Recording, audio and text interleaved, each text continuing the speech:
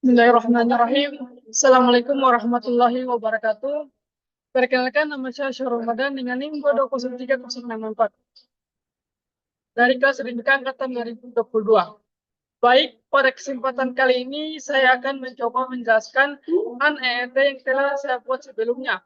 Sebelum itu saya akan menjelaskan fungsi dari dibuatnya EET. Itu fungsi dibuatnya EET itu untuk memodelkan struktur data dan hubungan antara data dan hubungan antar data. Dan untuk menggambarkan ARD itu kita dapat menggunakan beberapa simbol, yaitu seperti entitas, relasi, dan atribut. Yang pertama yaitu entitas. Entitas di sini saya telah membuat sebanyak 6, yaitu yang pertama pasien, IGD, poliklinik, laboratorium, apotik, dan pegawai. Kemudian relasi.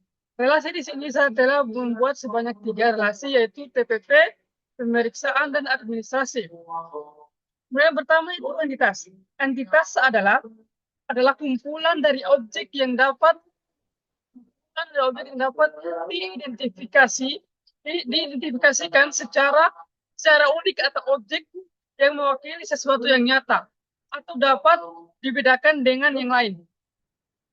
Simbol entitas dapat digambarkan dengan persegi panjang seperti yang terdapat pada entitas pasien ini.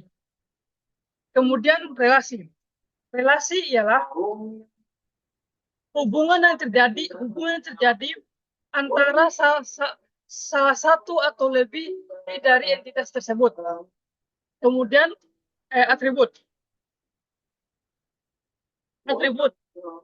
Atribut adalah karakteristik dari entitas atau relasi yang merupakan penjelasan detail yang tentang entitas tersebut. Kemudian di sini saya akan menjelaskan entitas pertama saya itu pasien.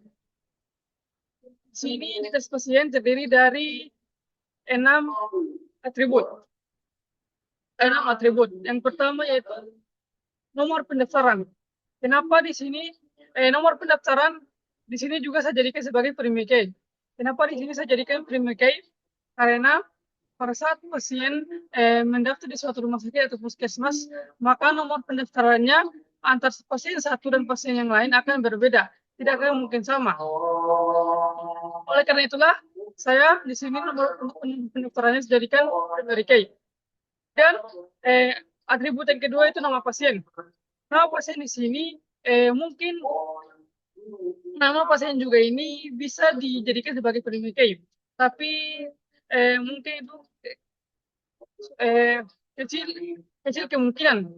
Meskipun nama pasien tersebut ada yang berbeda-beda jika datang ke rumah sakit, tetapi kecil kemungkinan nama pasien untuk dijadikan sebagai primary key. Kemudian di sini ada tanggal lahir, status, pekerjaan. Pekerjaan di sini sebagai tambahan dari atribut entitas ini. Pelengkap dari entitas ini. Kemudian alamat, jenis kelamin. Dari pasien ini kita ke relasi TPP. Pada relasi TPP ini pada relasi TPP ini sebenarnya ada 2, yaitu TPP rawat jalan dan TPP rawat inap. Pada relasi TPP ini memiliki 5 atribut.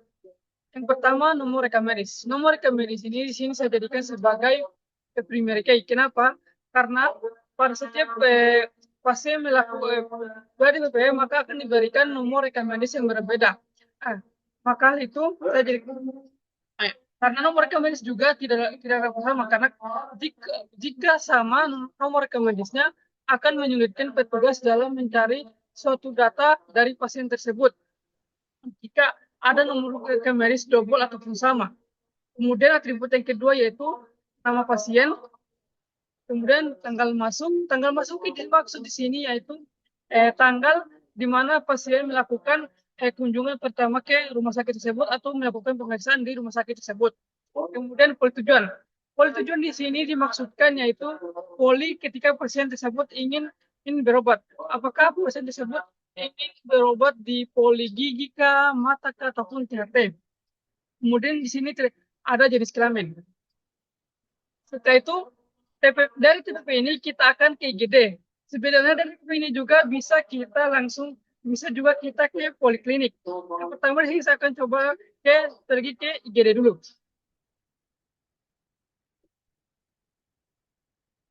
Pada bagian IGD ini terdiri dari 6 atribut. Yang pertama yaitu nama pasien. Di sini nama pasien saya jadikan sebagai sebagai primary key. Karena nama pasien dalam IGD sesuatu yang penting dalam ketika pasien masuk ke dalam IGD.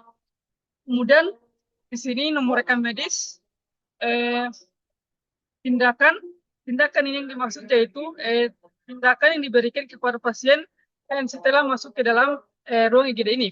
Kemudian diagnosa didapatkan setelah dilakukan pemeriksaan terhadap pasien tersebut. Kemudian di sini tanggal masuk ini juga sama dengan pada bagian TPP tadi.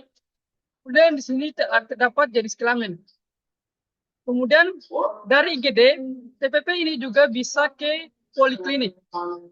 Pada entitas poliklinik ini terdapat 7 entitas. Yang pertama kode polik, kemudian nama polik. Nama polik di sini contohnya seperti polik gigi, mata, THT, jantung, dan lain-lain.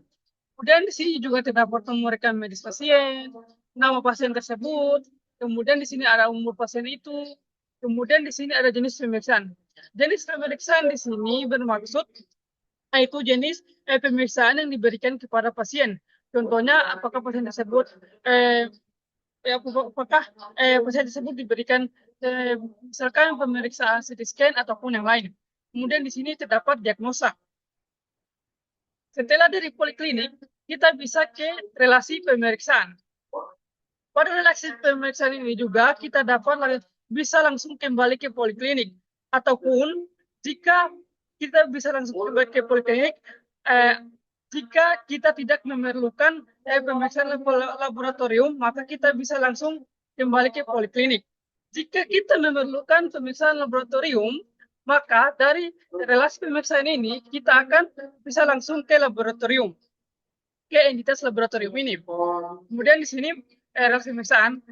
Pada relasi pemeriksaan ini terdapat dari 3 atribut, yaitu nomor rekam medis, diagnosa, dan nama pasien tersebut. Kemudian setelah dari relasi pemeriksaan, maka kita akan pergi ke laboratorium ataupun entitas laboratorium. Pada entitas laboratorium ini, kita memiliki 4 atribut. Yang pertama yaitu hasil lab. Hasil lab di sini saya jadikan primary key. Mengapa? Karena pada setiap pasien masuk ke lab, maka akan mendapatkan pemeriksaan yang berbeda. Maka dari itu, setiap pasien tersebut akan menghasilkan hasil lab yang berbeda pula. Maka dari itulah saya jadikan hasil lab ini sebagai primary key pada entitas laboratorium ini. Kemudian di sini terdapat kode diagnosa. Kode diagnosa ini didapatkan setelah pasien tersebut telah melakukan pemeriksaan, sehingga ditetapkanlah untuk diagnosa maupun kode diagnosanya. Kemudian di sini terdapat kode tindakan.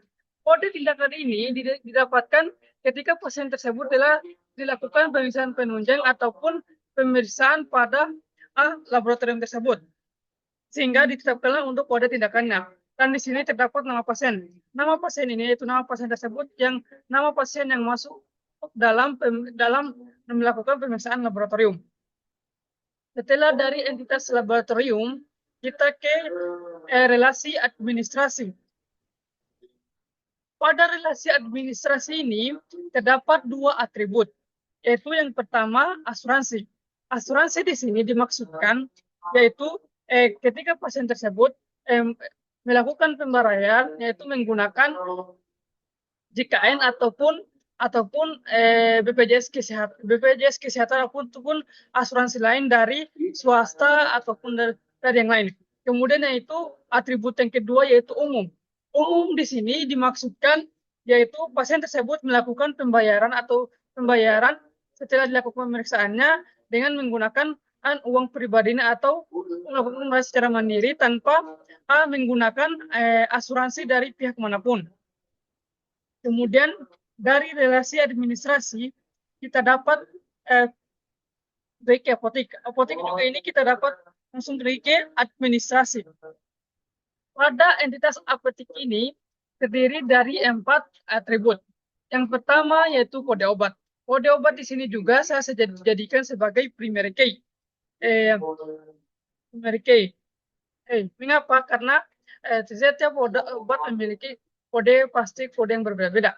Kemudian di sini terdapat jenis nama obat. Nama obat ini misalkan seperti paracetamol, ampicillin, Xiidra ataupun yang lainnya. Kemudian di sini terjadi atribut yang ketiga itu jenis obat.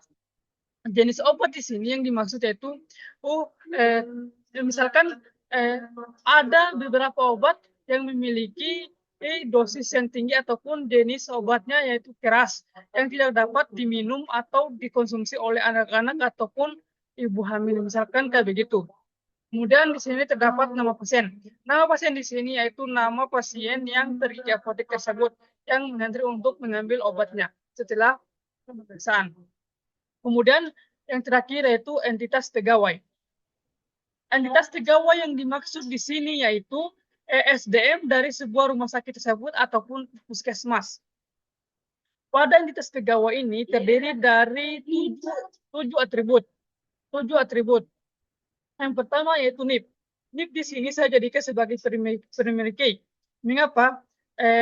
Setiap pegawai ataupun karyawan pada rumah sakit tersebut maka memiliki NIP yang berbeda-beda. Tidak mungkin sama antara pegawai satu dengan pegawai yang lain. Itulah mengapa saya jadikan sebagai NIP ini sebagai primary key pada entitas pegawai ini. Kemudian nama. Nama di sini yaitu sebagai nama dari pegawai tersebut ataupun karyawan tersebut. Kemudian di sini ada tanggal lahir, agama, alamat, dan jenis kelamin. Dan di sini terdapat juga jenis pekerjaan. Jenis pekerjaan di sini yang dimaksud yaitu jenis pekerjaan dari pegawai tersebut. Atau bisa juga dikatakan sebagai jabatan dari pegawai tersebut. Atau misalkan jenis pekerjaan di sini yaitu pegawai tersebut sebagai dokter kah, atau cleaning service kah, atau satpam kah dalam rumah sakit tersebut. Mungkin cukup sampai di sini penjelasan saya tentang ERD yang telah saya buat sebelumnya. Sekian. Assalamualaikum warahmatullahi wabarakatuh.